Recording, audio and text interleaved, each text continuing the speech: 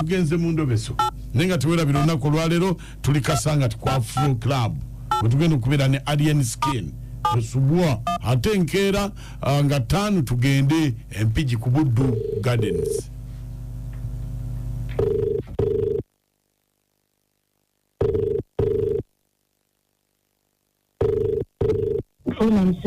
Hello. Hello.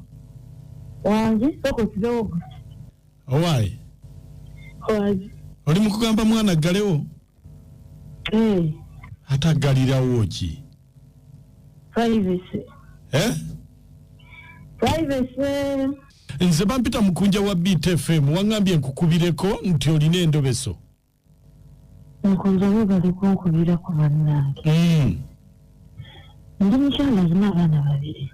Wange? Ndi mukyala alina abaana babiri. Naye nina obuzibu ne Nazaala wange simanyi buzibu bwe buva. Ate Nazaala abadde ki? Nange Nazaala tanjagala simanyi na kye namukola. Buli muntu gwobeerawo mumu abazzukulu tabaagala.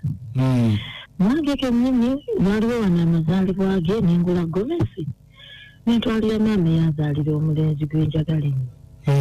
Bwe Nazaala yaginkuba bukubi nendowooza oba alina kyayisaawo nenda okulaba nga maybe biri bya siriyasi Nazaala teyeegomba yadde okuntunulako. Simanyi lwaki kati gwe mulimu gwe mbadde nnina asaba omundobesezi. Nyamba. Oyagala mulobesi ng'oyagala kumanya ki? Manyi lwaki tanjagala. Nze ndaba mbadde mulungi kyali naye tanjagala. Baawe yaani? Omwami wange y'ekityo. Kale beerako ku simu tovaako. Halo? Nti beerako ku simu tovaako. Ku simu kwendi. Onayogerako naye? Era nti kiba kyetaagisa nja kwogera naye. Kale beerako tovaako.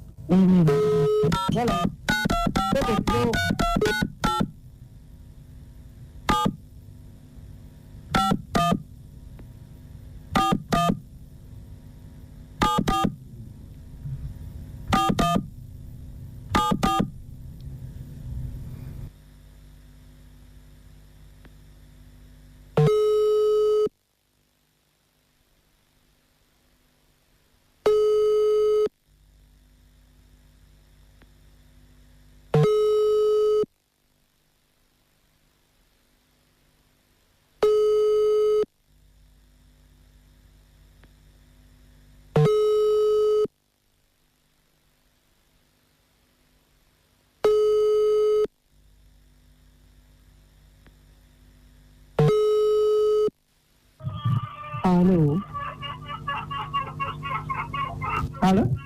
Mama kityo? Wange?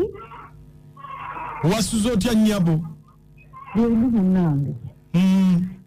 Wasuza otya ssebo? Gyendi maama. Ayona nkedde ku mataka. Kakati mama kityo? Ese. Wange? Wange ssebo? Woli tusobola okwogeramuko? Tusobola. Kiki? Nze ndi musawo Muganda. Musawo Muganda?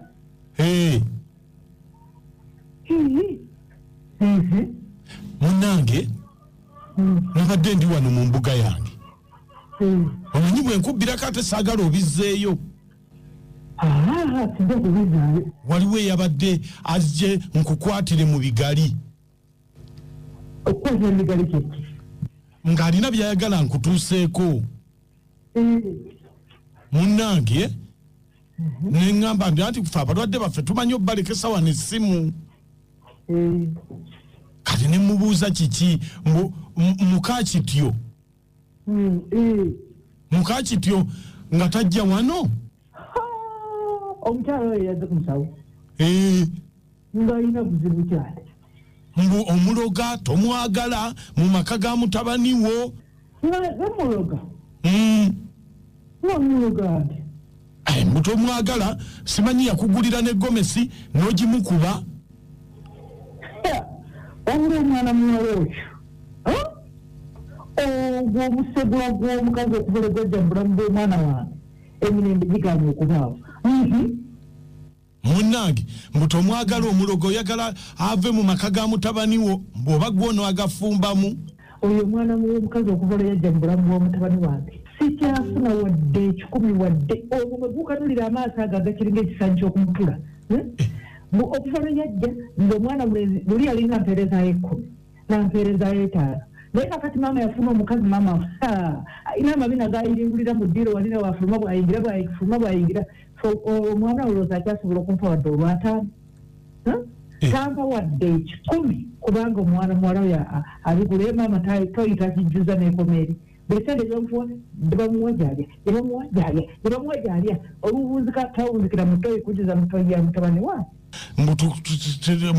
embu omuloga naye obuzibu omutabani takyandabawo ye maama anandabawo atya nze munnange atalina kabina kenjiringula sola maama batalina bubina bwetuyiringula batabani abakyasobola okulabawo omwana ayiringula amabina bwakomeeri maamafe babakuzza omugongo akyatulaba tasobola kumpa wadde olw'ataano muli yalinga mpeerezaayo 10 nemanya ye naagenda n'ezo nava naye kati teri wadde okuba akasibu kakati avaawo mbunomuloga kati bwe yazze gwe wamugambye oti anti tugenda kukolako nze siina kye nali mukoze naye obuzibu obuliwo ayinza okuba akeekyabidde nze kwennyini siina kye mbadde njagala mukola okuleka okugamba nti ave ku mutabani wange amabina gayiringusa wabula bantu toyiwa mutabani wange yonna yali etabika bulungi kati erabika etuuse nemakkati okuva lwe yajja tewali ayiringula amabina bwatwala mu toyi lwayingula bwatwala mu toyi lwayingula bwatwala mu toyi kati simanyi kye mugenda kikolera mu maka omwo tewali kyakukola tewali wabula akeetyabidde nkubuuze taata akeetyabidde ako akabina nze nja kukamalako saagala kummanyiira manyoko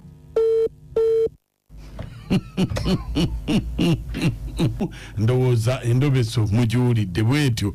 Nazaala agamba akabina kano kaleeta obuzibu naye ate nange nalisabye omuwala tayiringula nnyo.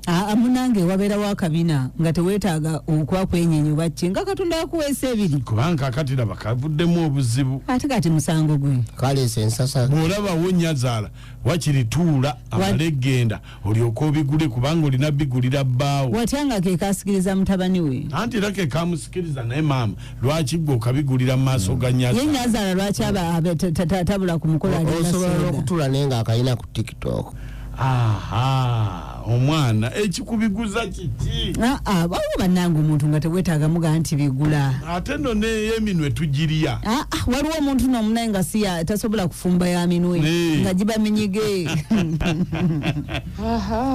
mwasuze mutya kati kabina ke kaluma Nazaala niwanege emyaka wegombo tyobubina naye bannange Nazaala si mwangu kati osiwenana buli kabina akakendeeza ate tunaakola bakuzaala we batyo Nazaala mulabe bulabi wamage magezi genkuwa babale okuweereza omusema nabuse ekikuba nkino amanyi yanze Haji Kasule Rashid nga mbeera Kabowa naye bannange kyannaku nnyo okubanga maama waffe alengera ayagala mutuwa mulaba akabina nti nga naye anyeenya bamuwe ku ssente ekitegeeza naye mwangu wakugenda mu fako naye atumbiza akabina era bw'omusanga yeesabise nga kagezze omanya anoonya ssente naye bwezinoonyeza wa mutabani wo zinamoya neebaliikirizzaamuuko naye ngirira kusaba muwala gyagende mu maaso na mirimu gye na bufumbo bwe ebya Nazaala atamutunuulira nnyo kumuteekako birowoozo hajati wuuno nesigadde Haji Kasule nja kunenya ffe bannazaala kubanga muukufe natuli bannazaala ddala olingiriza mukamwana n'otuuka n'omulaba akabina oba tugenze wala nze mbadde nsaba bamaama bonna bazze ku bakamwana baabwe omwana bw'abazze kufumbirwa naawe olina omuwala eyafumbirwa gye yafumbirwa bwe banaamulinyirira ddyo otuuka okugiyiga bamaama mweddeko maama oyo alina kyalowooleza mutabani we yali amwegwanyiza emanda ekyusa baye maka era ngafuse Nazaala Nazaala afuse Nazaala Akabina katwalira mutyoyi Zitata Anita ambassador wa Liverpool ndi munyendo mukungwe